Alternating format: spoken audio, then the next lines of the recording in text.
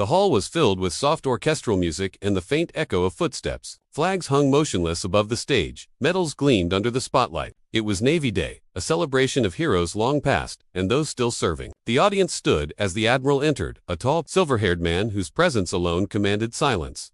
Among the guests sat an old veteran in a worn-out Navy coat. His name tag simply read, H. Walker. He looked out of place, not because of his faded uniform, but because of his expression. His eyes were hollow, like someone who had seen too much and spoken too little. The kind of silence that only war could teach. The master of ceremony began listing names, officers, pilots, medics, each stepping forward to receive their plaques and salute. But when the name Henry Walker echoed through the microphone, something shifted in the crowd. A few older officers exchanged puzzled looks. One even whispered, "Is that Ghost 5? Walker stood slowly, using his cane. Every movement was deliberate, heavy, like he was carrying not just his years, but memories too painful to name. He approached the stage as the Admiral watched him, eyes narrowing, trying to recall where he'd heard that name before. When Walker finally stood before him, the Admiral spoke with formal courtesy. "Mr. Walker," he said, "it's an honor to have you with us. May I ask what was your call sign during service?" Walker's lips trembled slightly. Then, in a low, almost distant voice, he replied, "Ghost 5, sir." For a moment, time froze. The Admiral's posture stiffened. The color drained from his face. Gasps whispered through the audience. Because everyone who knew that name, Ghost 5, also knew he was supposed to be dead.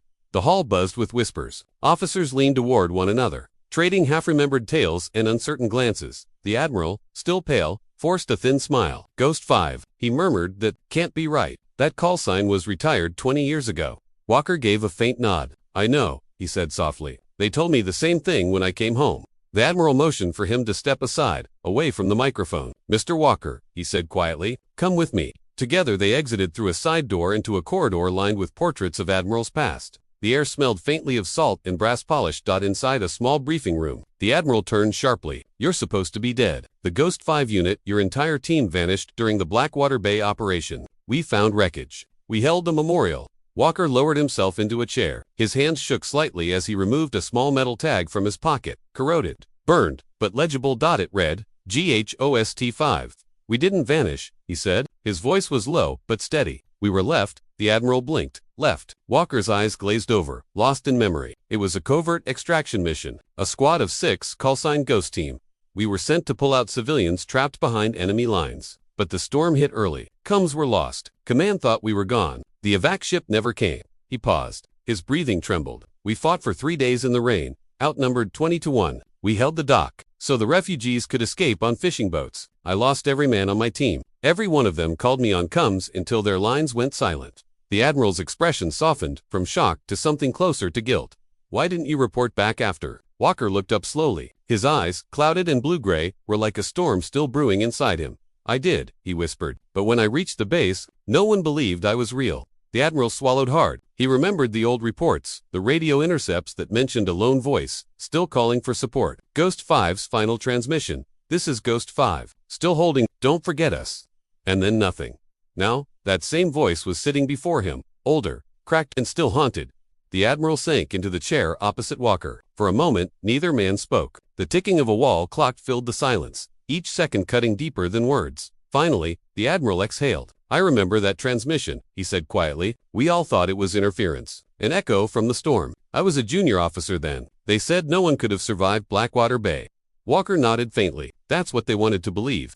His voice dropped, raspy and low, the kind that had screamed over gunfire too many nights. "They buried us before we were dead." He reached into his coat again and slid an old weathered notebook across the table. Its pages were warped by moisture, the edges blackened by smoke. On the cover were 6 faded call signs, written by hand. Ghost 1, Ghost 2, Ghost 3, Ghost 5. The Admiral opened it, and what he saw made his stomach tighten. Crude maps, hand-drawn sketches of enemy positions, and names of civilians saved, almost 200 of them. "You saved them all, alone?" he asked. Walker shook his head. "Not alone. My team did, until the end." He looked down at his trembling hands. "They told me to fall back, but I couldn't. They bought me time. When I reached the bay, the last boat was leaving. I told them to go. Then I swam for it, under tracer fire." He gave a bitter laugh that sounded more like a cough.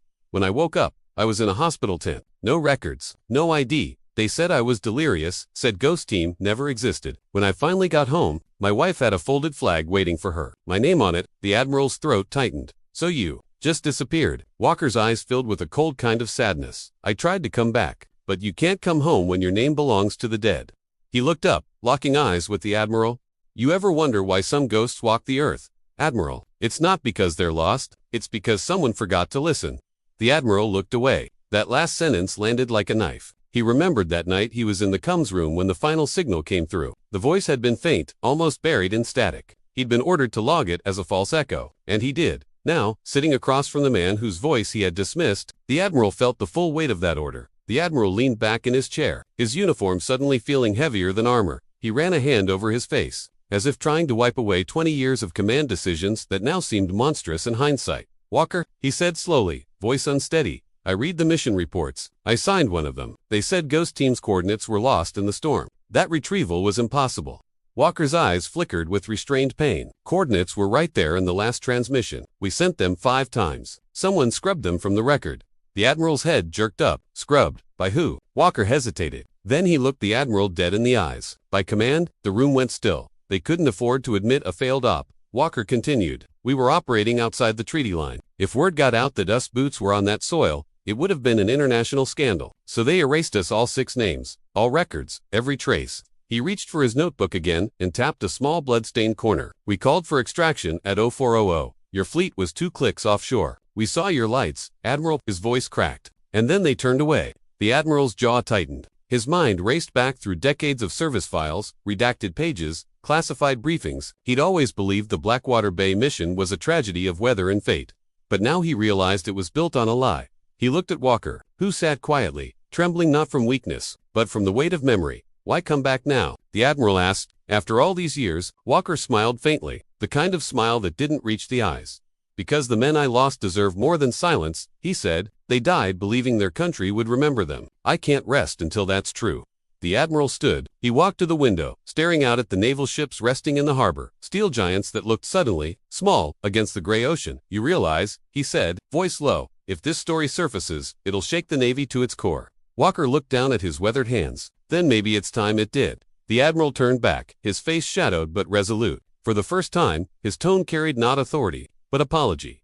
Henry Walker, he said, on behalf of this uniform and every man who failed you, I'm sorry. Walker nodded once, eyes glistening. That's a start, Admiral. But ghosts don't disappear with apologies.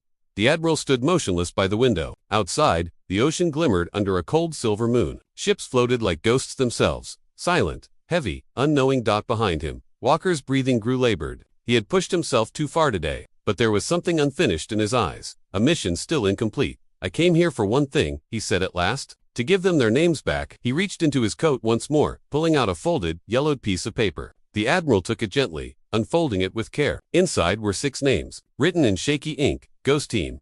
Next to each name, a date, a location, and one final note, confirmed KIA Blackwater Bay. At the bottom, in a different handwriting, was a 7th line, Ghost 5, Mia presumed dead, the last words ever recorded about Henry Walker. The Admiral's eyes blurred. He swallowed hard, tracing his finger over the ink, as if touching the past itself. Walker spoke again, his voice faint but unwavering. They deserve a plaque, not hidden in some archive up there, on the memorial wall. Beside the others, the Admiral nodded slowly. You have my word. They'll be remembered properly. But Walker didn't seem satisfied. He turned his gaze toward the harbor, his reflection in the glass barely visible. You know, Admiral, every night I still hear them, he said quietly, on the radio, calling me back. The Admiral's spine tingled. What do you mean? Walker's lips trembled with a faint smile. You ever hear the ocean through static? Sometimes it sounds like voices. My boys still check in, one by one. He looked down at his metal tag, Ghost 5, turning it over in his palm. They kept me alive that night, but when the sea went quiet, I think part of me stayed there. The Admiral placed a hand on his shoulder. Then we'll bring that part home. Walker's eyes softened. Home, he repeated, like it was a word he hadn't said in years. Outside, the waves struck the pier, faint and rhythmic, almost like the pulse of a radio signal. This is Ghost 5, holding the line. Mission complete. The Admiral stood silently as the old veteran's shoulders eased. The burden of 2 decades seemed to lift, even if only a little. The next morning, a soft mist rolled over the naval base. Seagulls wheeled silently above the docks, their cries muffled by the fog. Inside the Admiral's office, 2 cups of untouched coffee sat growing cold. Walker was seated by the window again, staring out at the horizon, that same endless gray where sky and sea became one. The Admiral entered quietly, holding a folded document.